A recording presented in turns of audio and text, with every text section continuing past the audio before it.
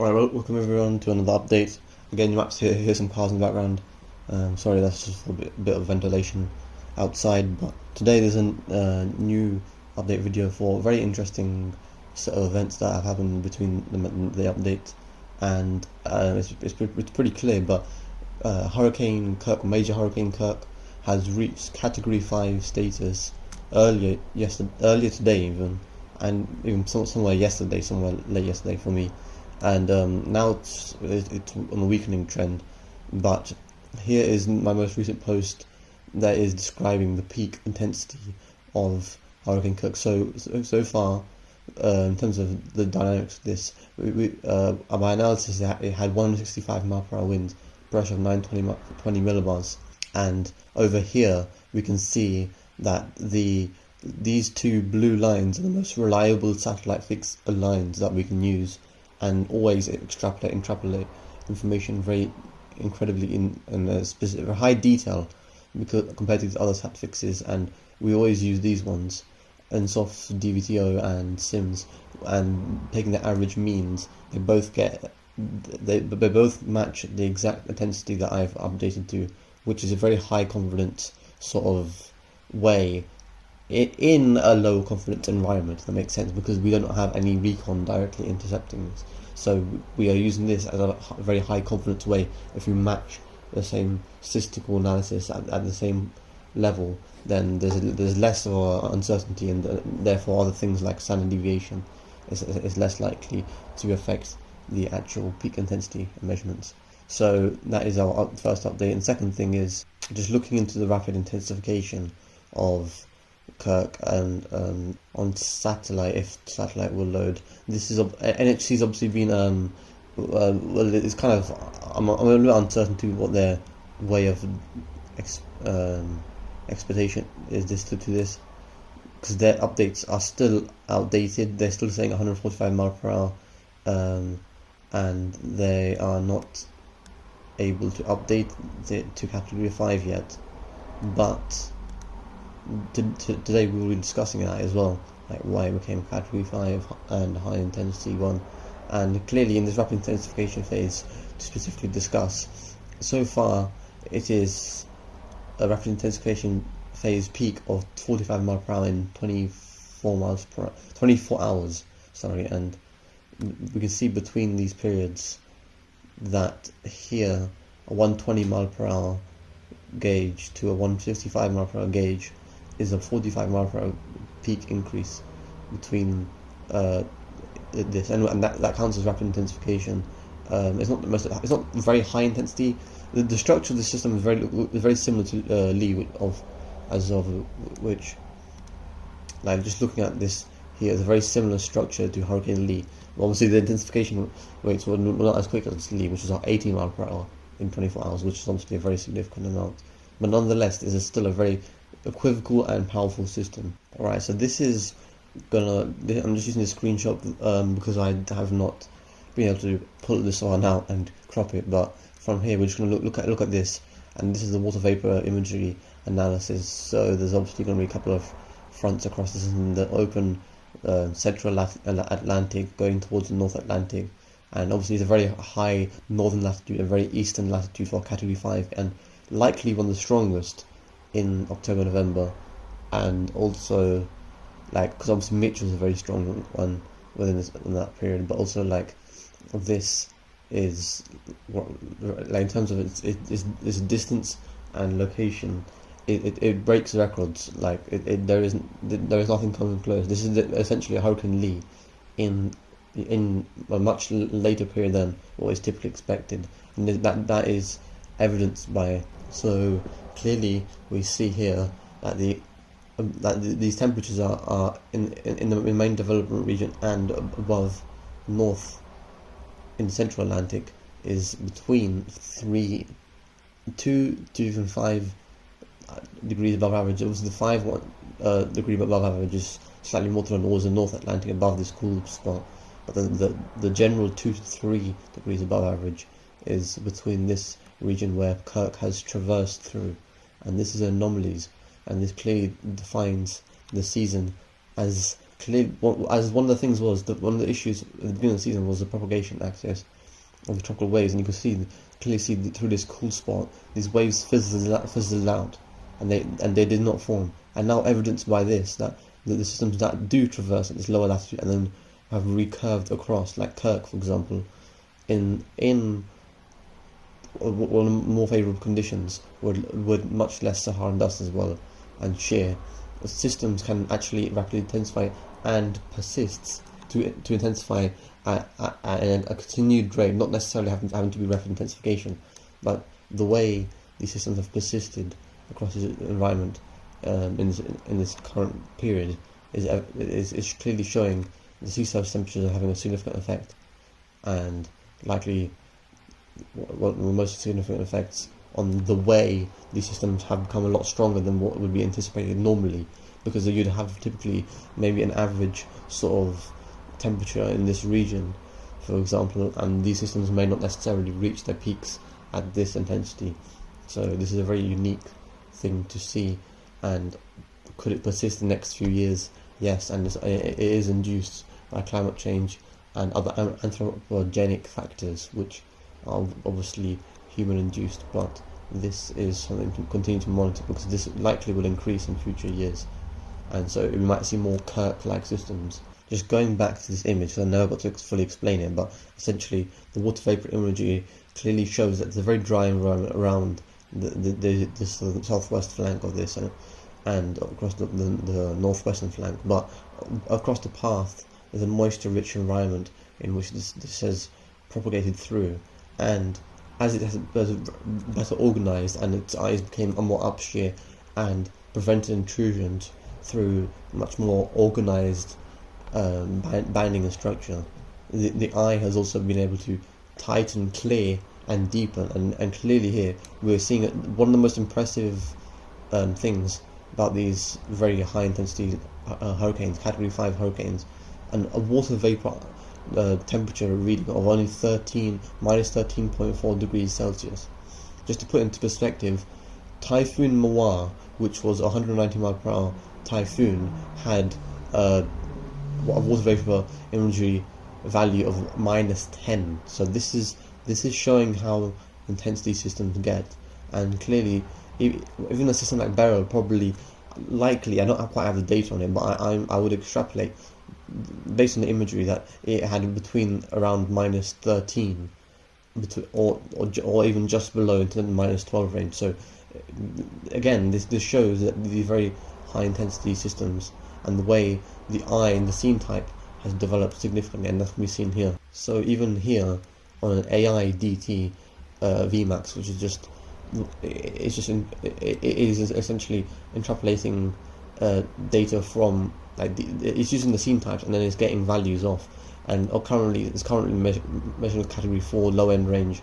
These are obviously AI estimates, but based on the scene types it's looking at. So it's looking at the eye scene type currently because that's the phase it's been in, and it even recorded a category 5 peak intensity earlier of today, and that clearly suggests that how well defined the eye is. And obviously this is generally, as a rule of thumb, an underestimate, which we've just discussed before. The actual Dvorak estimates tend to be more aligned, so you can clearly see that even this managed to pick up on a category 5 intensity, just to prove how intense this system was. And we'll even go into this. So this clearly shows that this phase, and we can see that the eye wall replacement cycles have increased recently, and that is increased between just the recent time period as it's been traversing northward. It's likely a result of upwelling and cooler waters mainly, which is having an effect on the eye, and that's also inducing these higher probabilities of an eye wall replacement cycle seen here, and the average mean will be around in between these two lines around here. But here is the peak intensity. This is the peak phase where the eye wall was contracted, and it was only between it was literally only between 5 to maybe 20 kilometers in radius. So it's very tight contracted eye wall, and very deep eye wall. The inner and especially the middle section and the outer section of the eye in this phase right here, it is the most intense part of its so far in its life. And clearly here the eye replacement cycle is evident, but this is where we get into peak intensity, and this is aligned with the operational Vmax, which only runs with the NHC estimates. But obviously we've seen that it's more intense, and this is an evidence for it. We've also had this mimic imagery, which clearly shows throughout this loop the very well defined banding and the ring, the annular ring structure, and the inner ring has tightened the northwest quadrant in the recent frames, but the earliest frames are the ones that are the most important ones that show the peak intensity, the tight annular perfect ring with these outer cyclonic bands that are rotating around the common low center. And one of the things also is that the brightness temperature is like an equilibrium distribution, and it clearly shows that the system had no intrusions or had any eye sort of weaknesses at any point, and only in later frames we start to see this weakening in the southeastern side. One of the things is now clearly you can see it's going from a favourable to a neutral phase, so there's obviously the shear is increasing to 10 knots and above now, and these SST values are decreasing, so this is clearly indication that is weakening. And we can clearly see here in this loop how the eye has been struggling, and the structure of the system has definitely struggled in the recent frames, and that is clearly evidenced with a bit of shear as well, with the outer bounding really losing its structure on the top side.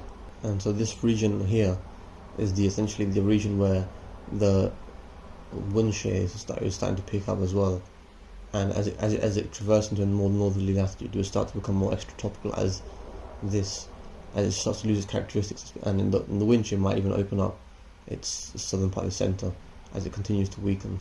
Alright, so looking at the other part of the tropics, we have Tropical Storm Leslie, which is improving, and we have an anomalous dip between all sorts of observations in the recent hour.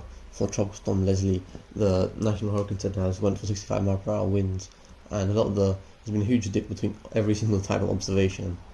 In the microwave, these are all even the Dvorak peak estimates were 65 mile per hour an hour ago, even when the microwave at the same time had a 70 mile per hour estimate for the system, and now there's an anomalous drop here, and that may partly be due to the way the structure has waned, as clearly seen here. But on the other hand, you can see the development of what could potentially start to be an eye here, an eye wall here. I'd imagine the archer will observe an eye around this region with a high confidence, because this is rotating around the center. And clearly, what the Dvorak estimates saw was this large area convection, and saw the deeper values, and then predicted a higher value. But then, because of the way the structure has really waned and outside of that, and the eye wall is still just developing and only just appeared in recent frames, which obviously those estimates are slightly outdated, are estimating a lot lower, but that is an anomalous drop. It is not actually 45 mile per hour, it is at 65 mile per hour, and when this eye wall actually consolidates, and the eye starts to develop very quickly, this is a very Kirk-like development phase, so this could start to be the signs that this will develop into a hurricane, because an early development of an eye wall and in very, very favourable conditions and very southerly latitudes, not really affected by Kirk's outflow, means that it could really persist and become a major hurricane in itself. And I am currently going off a huge range, so the lowest range at the moment is 120 mile per hour and the maximum range is 160 mile per hour. My average range currently is sitting at around 130 mile per hour, so I'm seeing the potential in this to develop into a major system, and again become a category 4, because it will demonstrate what the environment is like in this October period, which was suggested for the longest of times that it would be a very favourable period, and it's clearly been shown now, as opposed to the previous month, especially in August. There was not a lot of development at all. A lot of the tropical waves just waned. Even the icons predict the tracks all showed healthy systems, but in actual fact, based on the environmental conditions, that those waves actually did not even develop. Right. So one of the other things is tropical depression Ancha. I'm not sure if I have an update on this, but tropical storm Ancha peaked at a very unusual distribution currently. I'm not sure if this is an error or something, but this is what I'm seeing, and I do believe that these southern hemisphere systems can deepen a lot, but the peak intensity currently is at 60 mile per hour, pressure of 954 millibars, which is a very low pressure for a very I guess for only a tropical storm, and that does surprise me, but I'm yet to still see why that is the case. One of the other things is the remnants of tropical depression 11, which only became a tropical depression, at least as of now. Post-analysis might differ, but as of now, it's only a tropical depression that's moved inland. And Invest 98E, which has regained convection, and the low level center is still located around here, so it's become a little bit, convection going around that center now. Could it develop? There's a low chance, but it could. And then we have Invest 99W, which is likely to develop. So one of the two things I wanted to look at, the first thing is this little spin here east of Bermuda, and this was almost qualifiable, and I still believe it could have been qualifiable for a subtropical storm, because we've seen subtropical storms like this in the past. I believe, I'm not sure if it's Adrian, I can't quite remember, but there's a subtropical storm that happened once around this region that was in a very similar structure to this, and it actually did get designated. And from what I'm seeing, this is not associated with the front anymore. It has removed itself, and at least on this particular frame, it was not attached to the front, and so it had a chance for being a subtropical storm. And looking a little bit further southwest into the Gulf of Mexico, we can clearly see this little area. There's an area of convection here, and there's an area of spin here. This is almost a transfer of moisture from that tropical depression, Eastern Pacific, and this is essentially where the low is expected to develop, and is starting to develop across that Central American gyre region. And you can clearly see Kirk and how intense it was. In fact, on visible, it might have looked even better.